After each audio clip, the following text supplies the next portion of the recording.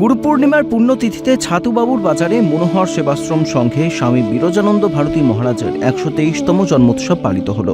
বুধবার এই উপলক্ষে সেখানে ছিল ভক্তদের উপচে পড়া ভিড়।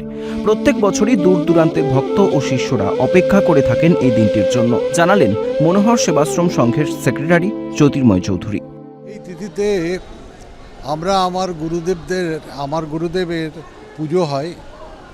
সেই পুজোতে বিভিন্ন জায়গা থেকে বিভিন্ন স্টেট থেকে গুরু ভাই বোনেরা আসেন। তারা গুরু বন্দনা করেন, গুরুকে প্রণাম করেন এবং সন্ধ্যাবেলায় হয় কীর্তন কিংবা বাউল কিছু পরিবেশন হয়। ঠাকুরের এই যে পুজো, এই পুজোকে ঘিরে আমাদের গুরু ভাই বোনেদের সম্বৎসর আশা থাকে এবছর আরেকটু ভালো করে গুরু বন্দনা যদি করা যায়, গুরুকে সেবা করা যায়, গুরুর পুজো করা যায়, এই উৎসাহ নিয়ে আমরা সারাটা বছর থাকি। উৎসব চলাকালীন দূর দূরান্ত থেকে আসা ভক্তদের জন্য ভোগের ব্যবস্থাও করা হয় বলে জানালেন মনোহর সেবাশ্রম সংঘের সহসভাপতি পার্থপ্রতিম চক্রবর্তী। আমাদের এখানে প্রতিদিন নরনারায়ণের সেবার ব্যবস্থা করা হয়ে থাকে।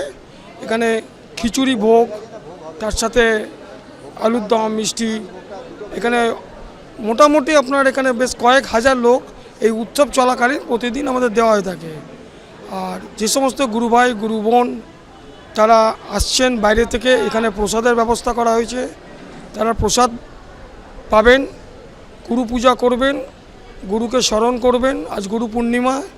এই গুরু পূর্ণিমার দিন আমাদের সকলেরই একটাই উদ্দেশ্য হচ্ছে এই পূর্ণিমা দিনে শ্রী শ্রী গুরুদেবের শ্রীচরণে পূজা নিবেদন করা।